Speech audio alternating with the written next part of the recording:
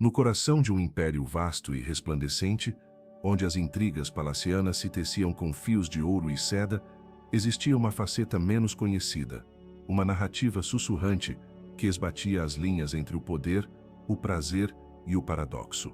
O Império Otomano, uma civilização que durante séculos se ergueu como um farol de cultura, conhecimento e expansão territorial, não era apenas o lar de sultões todo-poderosos, de mesquitas imponentes e de intrincados harréns femininos que cativaram a imaginação ocidental, mas também albergava um mundo oculto, ou talvez melhor dito, deliberadamente velado ao olhar externo moderno, onde jovens masculinos desempenhavam um papel central. Esta camada social, os concubinos masculinos, frequentemente relegados às notas de rodapé da história, ou diretamente silenciados pelas narrativas dominantes, constituíam uma parte integral da elite otomana, e a sua existência revela uma complexidade nas estruturas sociais e sexuais do império que desafia as categorizações simplistas. Longe de serem figuras marginais ou reprimidas na escuridão dos confins imperiais, estes jovens, muitas vezes selecionados pela sua graça e beleza excepcional desde tenra idade, eram treinados não só nas artes refinadas da música, da poesia e da retórica, mas fundamentalmente na ciência do prazer. Esta formação ia muito além de uma educação convencional, implicava uma imersão profunda na complacência estética e física, transformando-os em verdadeiros objetos de adoração e desejo. O paradoxo inerente ao seu estatuto é fascinante, embora pudessem ser considerados ocultos no sentido de que a sua existência não se ajusta às narrativas modernas da moralidade ou às estruturas familiares tradicionais. No contexto da sua época e sociedade, eram em muitos aspectos, ostensivamente visíveis. Eram exibidos, não como uma vergonha a esconder, mas como um símbolo tangível da riqueza imensa, do poder indiscutível e do prestígio masculino daqueles que os possuíam. A sua presença nas cortes dos sultões, nas residências dos vizires e dos pachás, não era um segredo vergonhoso, mas uma manifestação de opulência, uma demonstração tácita de que o anfitrião podia dar-se ao luxo de manter estes jovens belos e talentosos. Este fenômeno não era uma anomalia isolada do Império Otomano, antes inseria-se numa tradição muito mais ampla e transcultural que abrangia civilizações antigas como a Pérsia, a Grécia e a China, onde a apreciação da beleza masculina e as relações entre homens não só eram toleradas, mas frequentemente celebradas ou, pelo menos, aceites sem o estigma que a moralidade ocidental posterior lhes imporia. A singularidade otomana residia na institucionalização e na formalização desta prática dentro das estruturas de poder. Estes jovens, carinhosamente chamados menos yamaques, não eram meros servos. O seu papel era o de companheiros, confidantes e, sim, objetos de desejo que enriqueciam a vida social e pessoal dos seus patronos. A dinâmica da sua existência não se limitava à satisfação carnal, abrangia um espectro mais amplo de interação humana, incluindo o intelecto, a camaradagem e uma forma de afeto que transcendia as fronteiras do puramente utilitário. No entanto, por trás deste véu de sofisticação e privilégio, subjazia uma realidade complexa, eram possuídos, as suas vidas dirigidas pelos desejos e caprichos dos seus amos, e o seu futuro, muitas vezes incerto, pendia por um fio delgado, dependendo do favor ou do desinteresse de quem os mantinha. Este intrincado tapete de privilégio e vulnerabilidade define o ponto de partida para compreender o lugar dos concubinos masculinos no vasto panorama da história otomana, uma história que convida a uma exploração mais profunda da fluidez da sexualidade, do poder e da moralidade num contexto alheio às nossas concepções contemporâneas.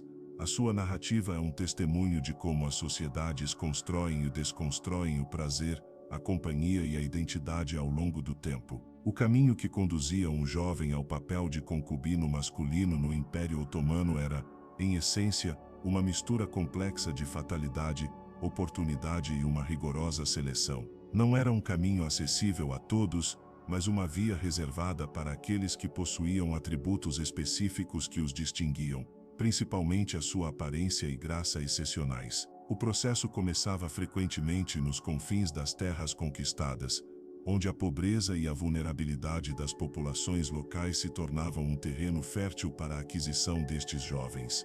Por vezes, com apenas 8 ou 9 anos, eram escolhidos por emissários do palácio ou da nobreza, que procuravam neles não só a beleza física, mas também uma certa centelha, uma promessa de maleabilidade e aptidão para o treino.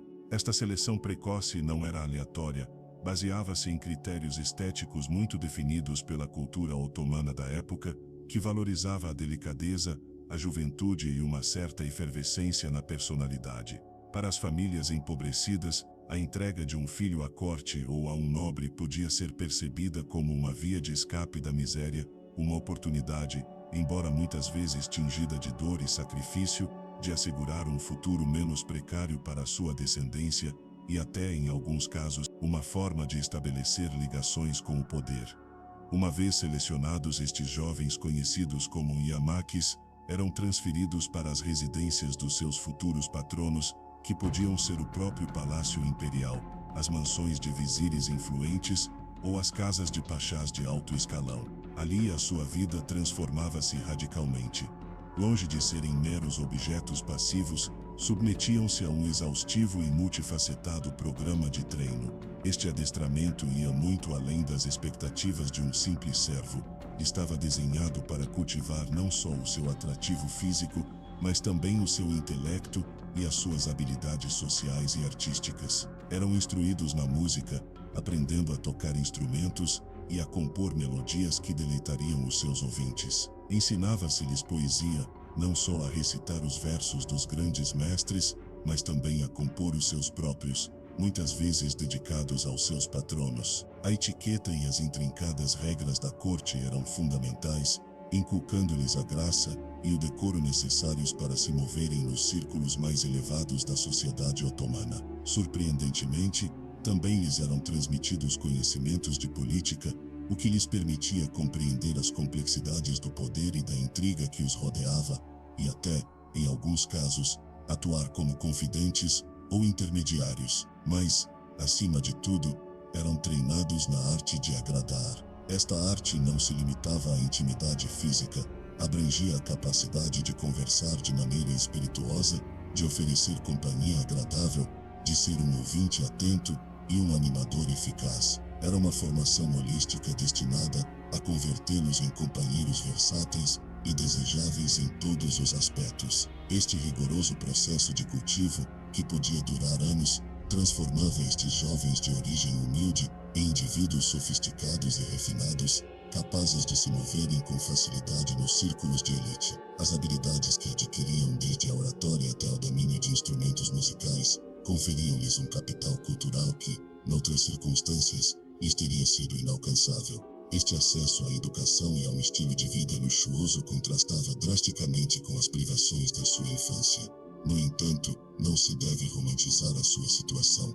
Por trás da fachada do luxo e educação, a realidade da sua existência estava intrinsecamente ligada à vontade dos seus amos. A sua autonomia era limitada, e o seu futuro, por mais promissor que parecesse, dependia inteiramente do favor e da fortuna de quem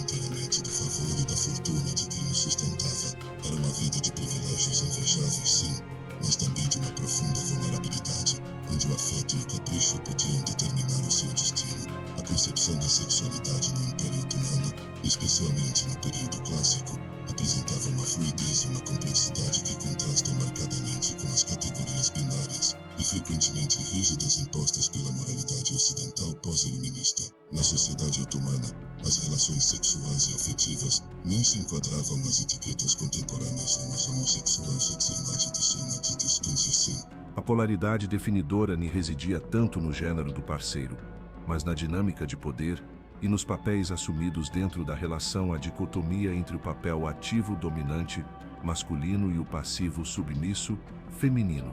Um homem que se envolvesse numa relação sexual ou afetiva com outro homem não era intrinsecamente considerado anormal ou desviante no sentido ocidental da palavra, desde que mantivesse o papel ativo, ou seja, o papel considerado viril e socialmente aceitável. Esta perspectiva cultural permitia uma ampla gama de expressões da sexualidade masculina que, vistas de uma ótica moderna, desafiam as taxonomias convencionais. Esta visão da sexualidade tinha profundas raízes nas tradições literárias e filosóficas persas e árabes que haviam influenciado enormemente a cultura otomana. A poesia sufi, por exemplo, estava imbuída de um amor místico que frequentemente utilizava a figura do jovem belo como metáfora do divino, esbatendo as fronteiras entre o amor terreno e o espiritual e validando a contemplação estética da beleza masculina. Assim, a atração por um jovem formoso não era vista como um desvio da masculinidade, mas em certos círculos como uma manifestação de um gosto refinado e uma sensibilidade estética. A masculinidade, neste contexto, não se definia exclusivamente pela atração por mulheres, mas pela capacidade de assumir um papel ativo e dominante em qualquer interação sexual ou social. Um homem, por exemplo, podia ter um harém de mulheres, esposa e filhos, e ao mesmo tempo manter relações com concubinos masculinos, sem que isto gerasse uma contradição intrínseca ou uma crise de identidade na percepção social. A chave estava na virilidade manifestada no papel ativo, que preservava o seu estatuto social e a sua imagem pública. Este contraste com a moralidade europeia é fundamental. Enquanto em muitas partes da Europa, especialmente após a Contra-Reforma e com a ascensão do puritanismo, as relações entre homens eram criminalizadas e condenadas como sodomia, um pecado capital que acarretava penas severas no Império Otomano. Durante um longo período, a atitude foi consideravelmente mais permissiva, ou pelo menos, menos punitiva no âmbito público e legal. Não existia a mesma obsessão pela categorização da identidade sexual que surgiria no Ocidente séculos depois. A identidade construía-se mais em torno da posição social, da linhagem, da piedade religiosa e do desempenho de papéis sociais esperados, do que na orientação sexual per si. A discrição, no entanto, foi sempre um fator importante. Embora toleradas, estas relações nem sempre eram anunciadas abertamente em todos os contextos sociais, e o equilíbrio entre a visibilidade e a privacidade podia depender do estatuto do indivíduo e das circunstâncias específicas. O menus iemax, ou concubino masculino, por sua vez, ao assumir o papel passivo nestas relações, encarnava um arquétipo de beleza e deleite, mas também de uma posição subordinada. A sua juventude e delicadeza eram atributos que o situavam no lado menu da polaridade sexual aceite, sem que isto necessariamente implicasse uma identificação de gênero, mas uma atribuição de papel na dinâmica da interação. Esta fluidez cultural na compreensão da sexualidade masculina convida-nos a questionar as nossas próprias categorias e a compreender que as construções sociais do desejo e da identidade são historicamente contingentes e culturalmente específicas, oferecendo-nos uma janela para um mundo onde a intimidade e o afeto entre homens podiam coexistir com as normas sociais de uma maneira que hoje nos parece alheia, mas historicamente rica.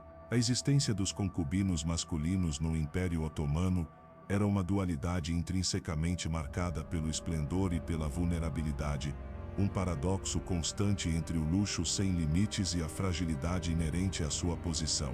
Para muitos destes jovens, a vida no palácio ou nas mansões da elite representava uma libertação da pobreza, um acesso a um mundo de opulência que nunca teriam conhecido de outra maneira.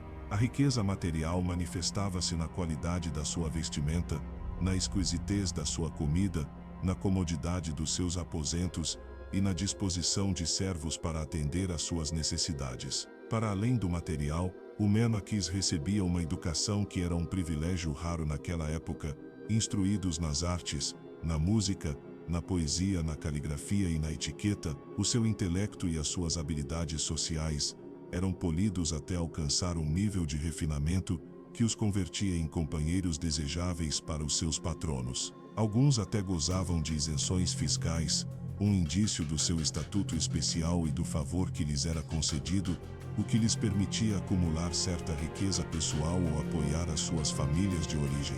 Esta vida de ócio e aprendizagem, longe da dureza do trabalho manual ou da incerteza da sobrevivência diária, era para muitos um sonho tornado realidade, uma oportunidade de ascender socialmente e de experimentar uma existência de conforto e beleza. No entanto, Por trás desta fachada dourada, espreitava uma profunda vulnerabilidade e uma inerente falta de agência. Apesar dos luxos e da educação, a vida do concubino masculino estava completamente ligada à vontade e aos caprichos do seu amo. Eram, em essência, possessões valiosas e, como tal, o seu destino não lhes pertencia. A sua posição dependia inteiramente do favor do seu patrono, uma mudança de humor, a chegada de um novo favorito, ou mesmo a simples perda de interesse, podia significar uma drástica deterioração da sua situação. Podiam ser transferidos para outros nobres, cair em desgraça, ou ser devolvidos a uma vida de anonimato, ou, no pior dos casos, de pobreza. A ausência de um estatuto legal formal e de direitos independentes deixava-os expostos à arbitrariedade, sem recurso algum se o seu patrono decidisse prescindir deles. O afeto, mesmo quando era genuíno, estava tingido por esta dinâmica de poder assimétrica. Embora alguns relatos históricos e literários insinuem a existência de relações de amor e profunda conexão emocional entre patronos e concubinos, estas eram exceções que confirmavam a regra da vulnerabilidade. O verdadeiro amor, neste contexto, era sempre um risco, pois não oferecia proteção contra as vicissitudes do poder, nem contra as mudanças nas marés da fortuna. Psicologicamente, a vida de um Menos-Iponza devia ser um intrincado equilíbrio. Por um lado, a gratificação de ser desejado e valorizado pela sua beleza e talento, por outro, a constante consciência da sua dependência e da efêmera natureza do seu favor. A juventude era um ativo inestimável, mas também uma data de validade. À medida que envelheciam e o seu atrativo juvenil diminuía, a necessidade de agradar, de antecipar os desejos do seu amo e de manter uma aparência impecável devia ser uma pressão constante. Esta dualidade entre o privilégio superficial e a profunda falta de controle sobre o seu próprio destino conforma a essência da experiência do concubino masculino, revelando um sistema complexo que oferecia uma oportunidade única para alguns. Bodida num retorno para a prática dos concubinos masculinos no Império Otomano, e um claro indício da crescente influência ocidental nas suas estruturas sociais e legais. Chegou com a promulgação do Código Penal de 1000. Este documento legal, que fazia parte das reformas do Tanzimat, destinadas a modernizar o Império e a alinhá-lo com os Estados europeus, marcou uma mudança fundamental na atitude oficial em relação às expressões da sexualidade que se desviavam das normas emergentes. Antes desta lei, embora não existisse uma aprovação explícita das relações entre homens em todos os contextos, a perseguição legal era menos sistemática e mais ligada à discrição pública ou ao escândalo. No entanto, o Código de 1158 introduziu uma criminalização explícita dos atos considerados contrários à modéstia e à vergonha em público. A formulação desta lei, vaga na aparência, foi deliberadamente ampla para permitir a sua aplicação a uma variedade de comportamentos percebidos como imorais, e as relações entre homens, embora não nomeadas explicitamente, caíram sob a sua alçada. A ambiguidade da redação permitia às autoridades aplicar a lei segundo as sensibilidades morais em mudança, influenciadas pelo Ocidente. O que antes podia ser tolerado na discrição, ou até celebrado em certos círculos literários e de elite, agora convertia-se numa ofensa que podia acarretar consequências legais graves. As penas associadas a estas transgressões eram variadas e desenhadas para dissuadir e castigar severamente, desde o encarceramento, que podia durar de poucos dias a vários meses, até multas econômicas que, para a maioria da população, eram substanciais. Para além das sanções formais, a lei também permitia ou encorajava castigos corporais como os espancamentos públicos, e o que era talvez mais devastador numa sociedade preocupada com a honra, a humilhação pública. Esta última era uma forma de ostracismo social que podia arruinar a reputação de um indivíduo e condená-lo ao escárnio e à marginalização. A criminalização não só impactou diretamente aqueles que se envolviam nestas relações, mas também teve um efeito intimidador na sociedade em geral. A mera ameaça da perseguição legal e da humilhação pública forçou estas práticas à clandestinidade, empurrando-as para as margens da sociedade. O que antes podia ser uma expressão de estatuto ou um aspecto da vida da elite, transformou-se num comportamento proscrito, associado ao vício e à vergonha. Esta mudança legislativa reflete uma profunda transformação na percepção oficial da moralidade sexual, onde antes a sexualidade se entendia em termos de papéis ativos-passivo e se permitia uma maior fluidez. Agora impunha-se uma moralidade mais rígida, binária e em muitos sentidos importada. A influência das potências europeias, que viam tais práticas como um sinal de atraso e barbárie moral, exerceu uma pressão significativa sobre o Império Otomano para que adotasse códigos de conduta que se alinhassem com os padrões ocidentais. Esta lei, portanto, não foi apenas uma reforma legal, foi um potente catalisador para a repressão das formas de intimidade que não se encaixavam no novo paradigma moral. A implementação deste código não eliminou instantaneamente todas as relações entre homens, mas obrigou-as a operar na sombra, longe da vista pública e sob o constante temor da denúncia e do castigo.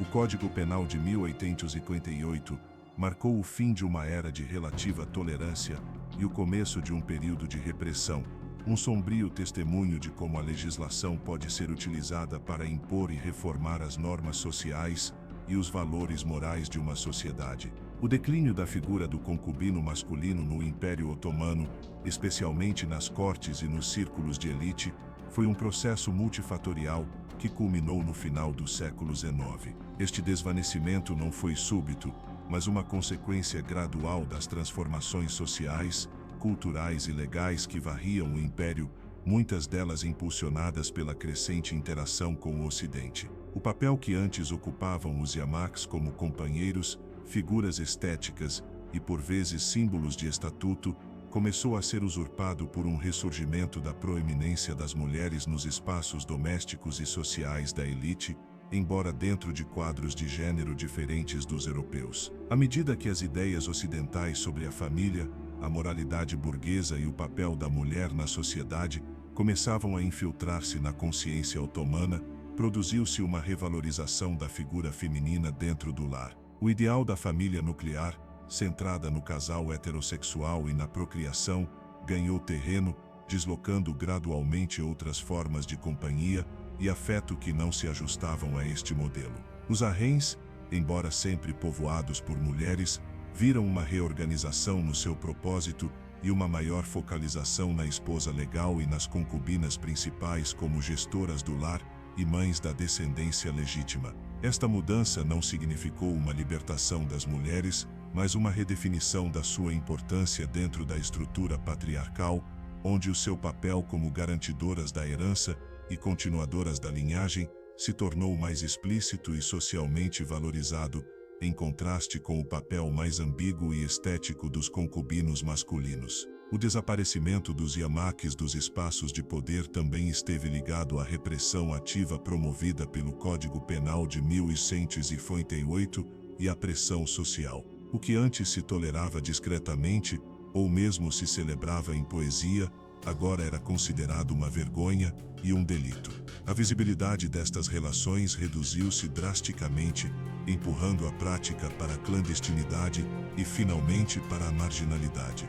À medida que as elites otomanas procuravam apresentar-se como modernas e civilizadas aos olhos da Europa, a existência pública ou semipública de concubinos masculinos converteu-se numa anomalia vergonhosa que devia ser erradicada para projetar uma imagem de progresso e moralidade de acordo com os padrões ocidentais. Esta pressão social, unida à ameaça legal, desincentivou os patronos de manterem abertamente estes jovens e os próprios jovens de aspirarem a tais papéis. O resultado desta transformação foi uma lamentável escassez de documentação histórica direta sobre os concubinos masculinos nos períodos posteriores. À medida que a prática se tornou clandestina e estigmatizada, os registros públicos e privados que outrora poderiam ter mencionado ou aludido à sua existência tornaram-se escassos, incompletos ou deliberadamente eliminados. Os historiadores enfrentam hoje um vazio na informação, um silêncio histórico que é em si mesmo um testemunho do sucesso da repressão. As histórias orais e os relatos literários tornaram-se mais evasivos ou alegóricos, enquanto os registros administrativos e legais deixaram de reconhecer a sua existência como uma parte legítima da vida social. O final do século XIX marcou, portanto, não só o declínio de uma prática, mas também o obscurecimento de uma parte significativa da história social e sexual otomana. O pano caiu sobre os Yamaks, e o seu mundo de luxo, vulnerabilidade e companhia desvaneceu-se nas sombras da história, deixando apenas ecos e fragmentos para os investigadores modernos. Apesar da repressão, da criminalização e da sistemática eliminação de registros que acompanharam o declínio da prática dos concubinos masculinos no Império Otomano, as histórias destes jovens e das suas relações não desapareceram por completo. Subsistem nos interstícios da história, nas margens dos textos,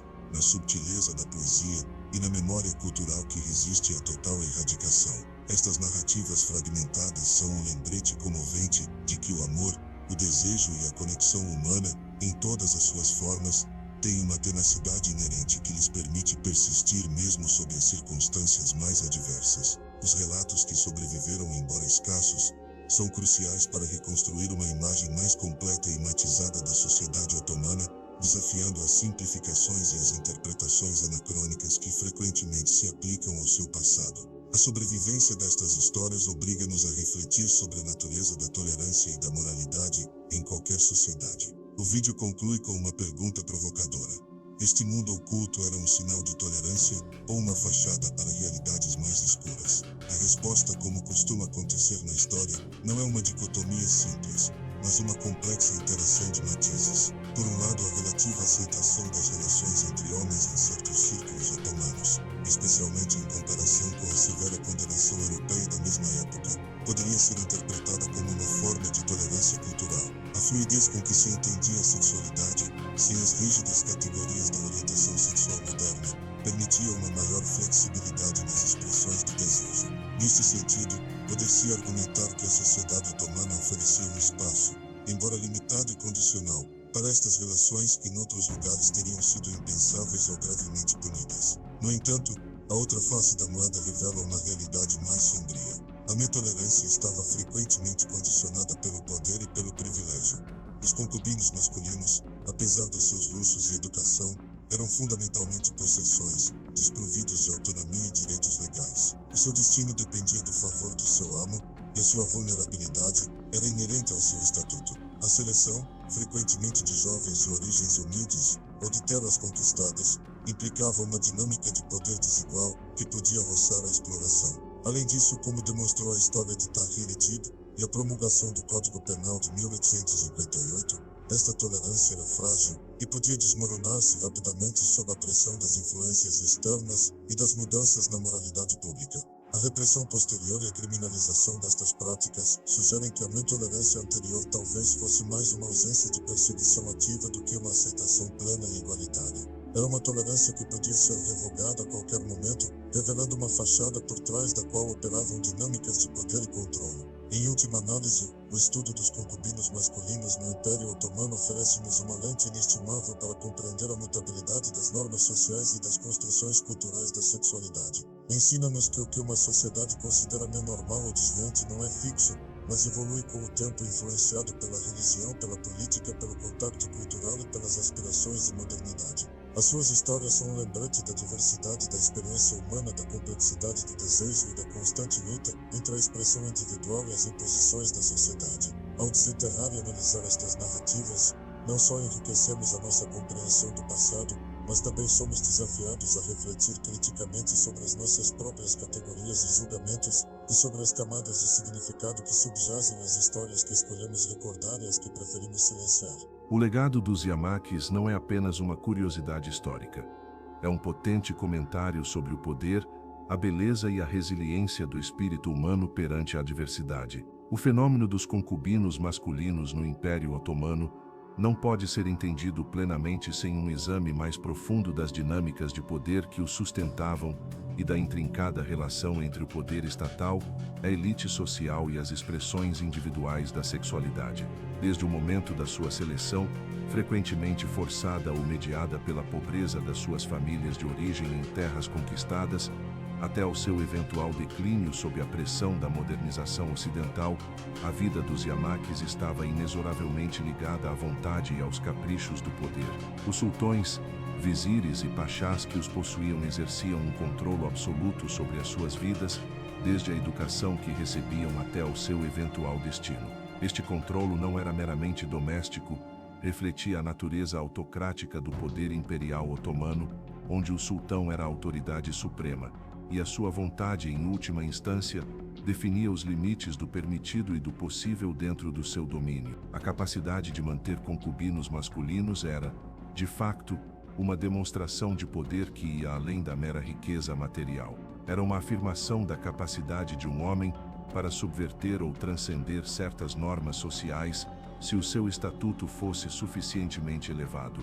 Para as figuras de autoridade, a posse destes jovens não só lhes proporcionava companhia e prazer, mas também era um símbolo da sua masculinidade dominante, da sua capacidade de exercer controle sobre a vida de outros e de desfrutar de luxos que o homem comum não podia. Num sentido performativo, a exibição de Yamaques nos seus lares ou em procissões servia para solidificar a sua posição dentro da hierarquia social e política, enviando uma mensagem clara sobre a sua influência e o seu gosto refinado. A estrutura de poder, portanto, não só permitia esta prática, como em muitos casos a incentivava como um meio para reforçar o estatuto da elite. No entanto, esta mesma dinâmica de poder era a fonte da profunda vulnerabilidade dos concubinos. A sua existência dependia completamente do favor dos seus patronos. A arbitrariedade do poder significava que, apesar dos luxos e da educação, não tinham direitos inerentes nem recursos legais para se protegerem se caíssem em desgraça. Podiam ser descartados, transferidos ou mesmo castigados sem apelação.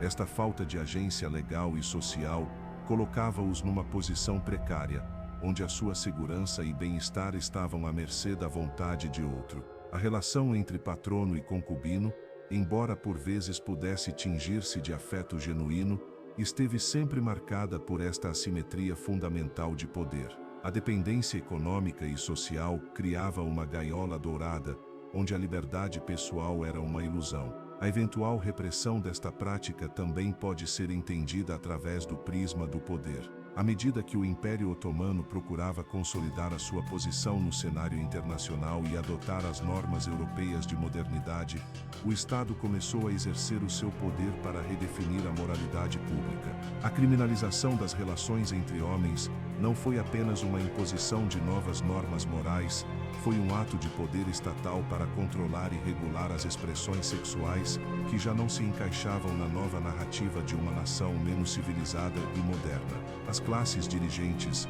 ao internalizarem as críticas ocidentais, utilizaram o aparelho legal para purgar aquilo que consideravam uma vergonha, demonstrando assim a sua capacidade de impor uma nova ordem moral.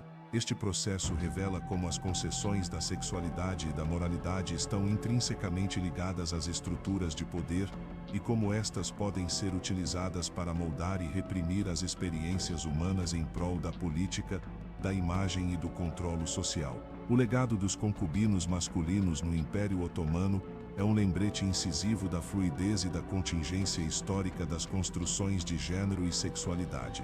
Ao contrário das rígidas dicotomias ocidentais modernas que classificam a identidade sexual em categorias binárias como homossexual ou heterossexual, a sociedade otomana durante um longo período operou sob um paradigma distinto onde a definição da masculinidade não era inerentemente excluída pela atração por outros homens. Esta perspectiva cultural, fortemente influenciada pelas tradições islâmicas e pelas normas pré-islâmicas da região, assim como pela poesia e filosofia persa, priorizava os papéis ativos e passivos nas relações como a principal demarcação da identidade sexual e de gênero, em vez do sexo ou do gênero do parceiro. Para o homem otomano de elite, manter uma relação com um Yamaques não comprometia necessariamente o seu estatuto masculino ou a sua identidade como marido e pai. A chave residia em manter o papel melativo ou dominante na relação, o que era considerado uma manifestação da sua virilidade.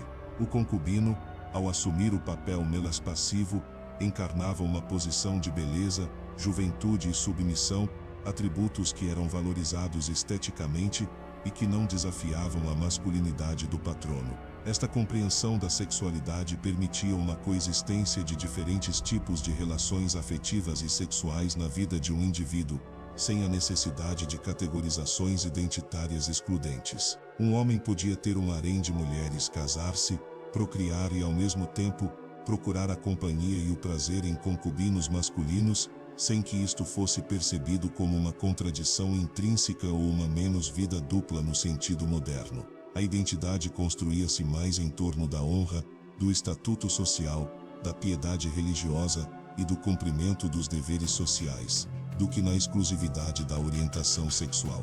Este contraste com as normas ocidentais é fundamental para desmantelar as ideias anacrônicas sobre a menos-homossexualidade no passado. A imposição de categorias modernas às sociedades históricas frequentemente obscurece as complexidades das suas próprias estruturas sociais e culturais. O menos amor aos rapazes, muitas vezes referido na poesia como gulame, ou pederastia num sentido mais amplo, mas não com as conotações modernas de abuso, era um tropo literário e uma prática social em certos círculos, que refletia uma estética particular e uma valorização da beleza juvenil masculina. Esta apreciação não estava necessariamente ligada a uma identidade sexual exclusiva, mas a uma capacidade mais ampla de encontrar prazer e companhia em diversas fontes. No entanto, é crucial lembrar que esta fluidez não implicava uma completa liberdade ou igualdade. Os concubinos masculinos, ao ocuparem o papel passivo, continuavam a ser subordinados na hierarquia de gênero e poder, e a sua vulnerabilidade era inerente a esta posição. A eventual repressão desta fluidez de gênero e sexualidade no Império Otomano, impulsionada pela influência das normas ocidentais, sublinha como as construções sociais são maleáveis e estão sujeitas a mudanças. A imposição de uma moralidade mais binária e punitiva não só alterou as práticas sociais, mas também redefiniu o que significava ser um homem ou uma mulher, e que tipos de relações eram aceitáveis. A história dos Yamats, portanto, não é apenas uma janela para um passado fascinante.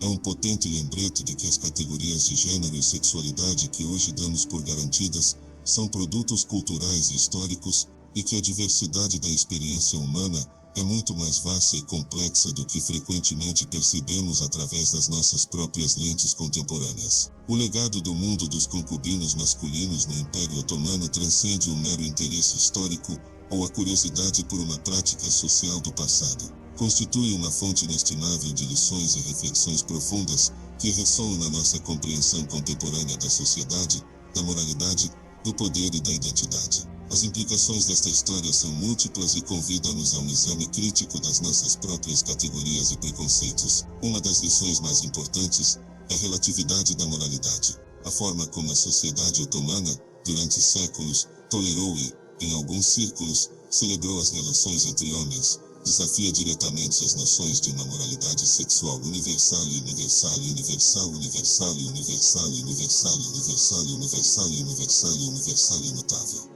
O que se considerava normal ou anormal não era uma verdade absoluta, mas uma construção social e cultural que evoluía com o tempo e variava geograficamente. A posterior criminalização destas práticas, sob a influência ocidental, é um testemunho poderoso de como as ideias morais podem ser importadas, impostas e reconfiguradas pelo contato interculturais, impostas e reconfiguradas pelo contato intercultural e pelas dinâmicas de poder global. Isto obriga-nos a questionar a rigidez das nossas próprias normas morais e a reconhecer que muitas das nossas concepções atuais sobre a sexualidade são produto de um contexto histórico e cultural específico, não verdades eternas. Da mesma forma, a história dos Yamats ilumina as complexidades da sexualidade humana e da identidade. A visão otomana que não enquadrava os indivíduos em categorias rígidas de alienação sexual, mas que se focava em papéis e dinâmicas de poder ativo-passivo, oferece uma perspectiva alternativo-passivo, oferece uma perspectiva alternativa às nossas dicotomias contemporâneas. Isto ensina-nos que a expressão do desejo do afeto é muito mais fluida e multifacetada do que frequentemente imaginamos, e que os rótulos identitários são consequentemente imaginamos. e que os rótulos identitários são construções relativamente recentes. Compreender esta fluidez histórica pode fomentar uma maior abertura e aceitação da diversidade sexual e de gênero no presente, ao desmantelar a ideia de que só há uma forma natural, ou ideia de que só há uma forma natural, ou ideia de que só há uma forma natural, ou desmantele. A narrativa também sublinha a interseção entre poder, privilégio e vulnerabilidade. E vida dos concubinos embora novidade. A vida dos concubinos, embora marcada pelo luxo e pela educação, estava intrinsecamente ligada à falta de autonomia e à dependência dos seus patronos. Eram objetos de prazer e símbolos de estatuto, mas careciam de direitos e de controle sobre o seu próprio destino. Isto é um lembrete de como o poder pode otorgar privilégios ao mesmo tempo que submete à vulnerabilidade. E como certas formas de aceitação social podem coexistir com profundas igualdades. A história de Tahir Ibn Perpercuar mostra-nos como o descrédito, em particular, mostra-nos como os manicompedir de descrédito individual, podiam destruir a felicidade individual, pondo em manifesto a fragilidade inerente das relações que não se ajustam às normas dominantes. Finalmente, o progressivo desaparecimento e o subsequente silenciamento da história dos conquistos masculinos e todos os métodos de descrédito na atitude progressiva de descréditos na atitude drásticamente operantes de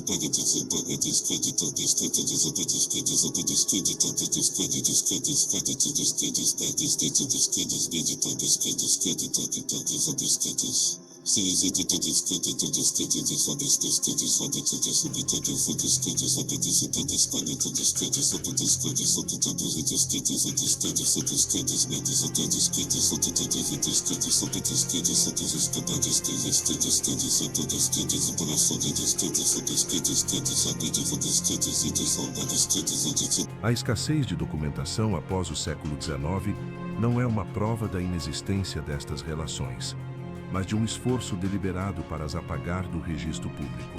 Isto realça a importância da historiografia crítica e a necessidade de procurar vozes e experiências que foram marginalizadas ou reprimidas para construir uma imagem mais completa e honesta do passado. Ao fazê-lo, não só honramos aqueles cujas histórias foram silenciadas, mas também obtemos ferramentas cruciais para compreender as dinâmicas de poder que moldam a narrativa histórica e, por extensão, a nossa compreensão do presente. A história dos concubinos masculinos no Império Otomano não é apenas um capítulo do passado, é um espelho que nos permite refletir sobre a complexa e imutável natureza da humanidade mesma. A complexa e fascinante história dos concubinos masculinos no Império Otomano, tal como se revela através dos relatos que conseguiram filtrar-se através do tempo, não é meramente um capítulo exótico nos anais de uma civilização distante. É, em essência, um espelho multifacetado que nos convida a uma introspeção profunda sobre as verdadeiras implicações da menotolerância social e os limites da liberdade individual em qualquer contexto histórico ou contemporâneo. A pergunta fundamental que emana da sua existência: foi um sinal de tolerância ou uma fachada para realidades mais escuras? É uma dicotomia que não se resolve com uma resposta simples, mas que se desdobra numa gama de cinzentos que exigem uma análise matizada.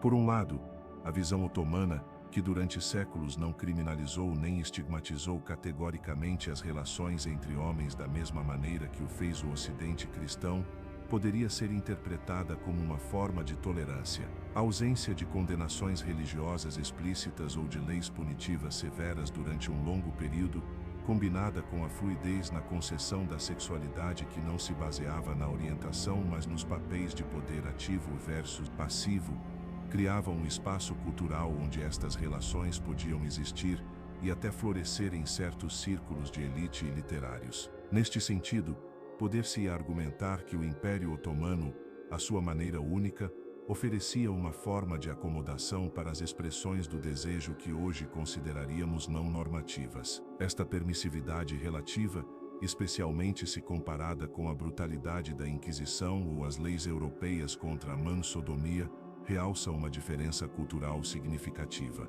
No entanto, A noção desta manus-tolerância torna-se consideravelmente mais complexa e sombria ao examinar as realidades subjacentes. A maioria dos yamaks eram jovens adquiridos, frequentemente de terras conquistadas ou de famílias empobrecidas, o que introduz uma dinâmica inegável de poder e exploração. A sua juventude, a sua beleza e a sua vulnerabilidade eram ativos que os tornavam desejáveis para os homens da elite. Eram educados e luxuosamente mantidos, sim, mas a sua vida e o seu futuro não lhes pertenciam, estavam à mercê dos caprichos e desejos dos seus amos. Esta falta de autonomia e de direitos fundamentais pinta um quadro onde a manus-tolerância se confunde perigosamente com a posse. A relação, por mais afetuosa que pudesse ser em alguns casos, estava intrinsecamente desequilibrada pela hierarquia de poder. A manuseitação não era um reconhecimento da sua igualdade ou dos seus direitos, mas uma prerrogativa de quem estava em posições de autoridade.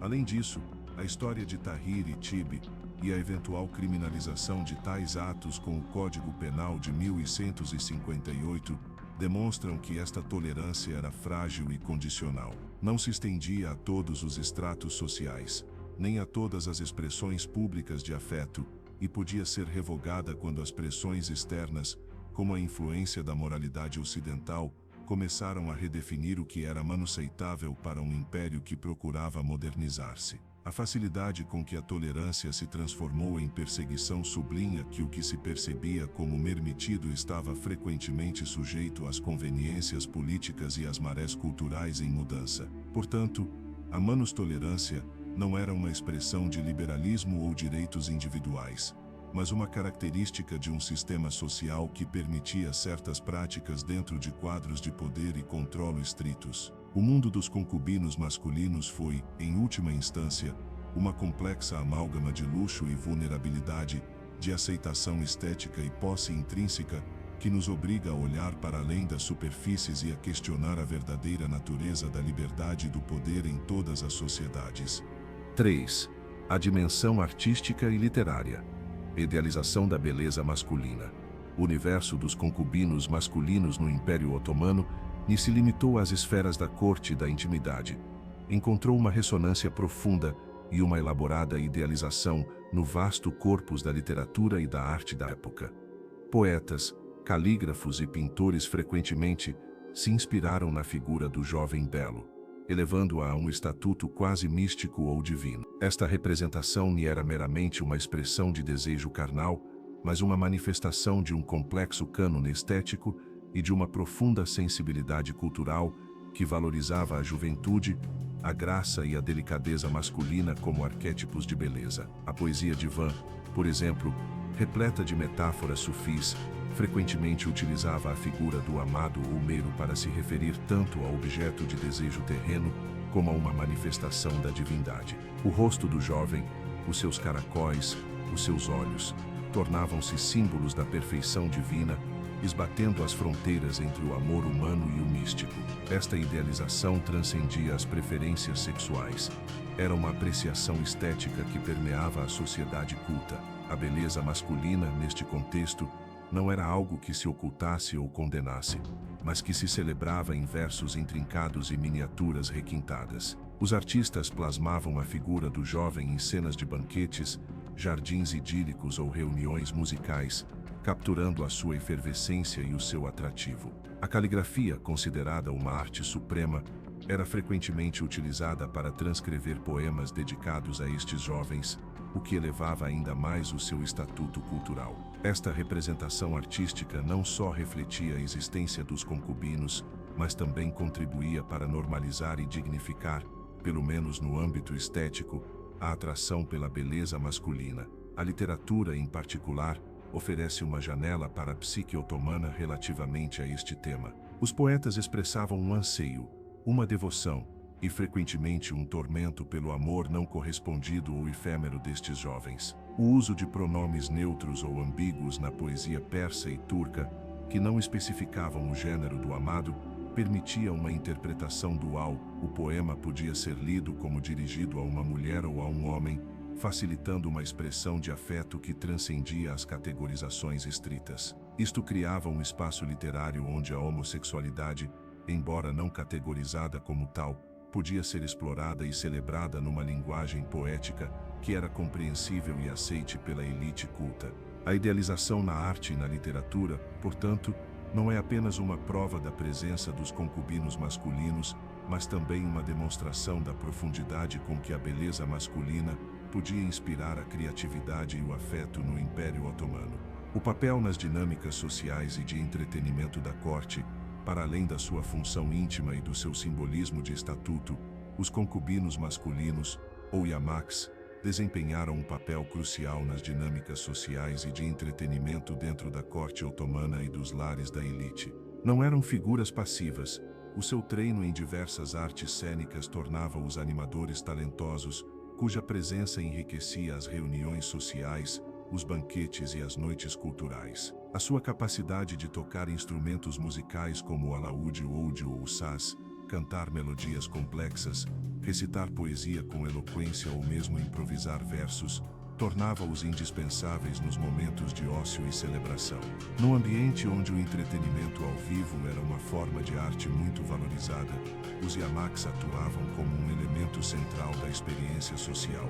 A sua presença não só proporcionava prazer estético através das suas atuações, mas também contribuía para criar uma atmosfera de refinamento e sofisticação. A habilidade de um patrono para oferecer tal nível de entretenimento no seu lar era um reflexo do seu gosto e do seu estatuto social.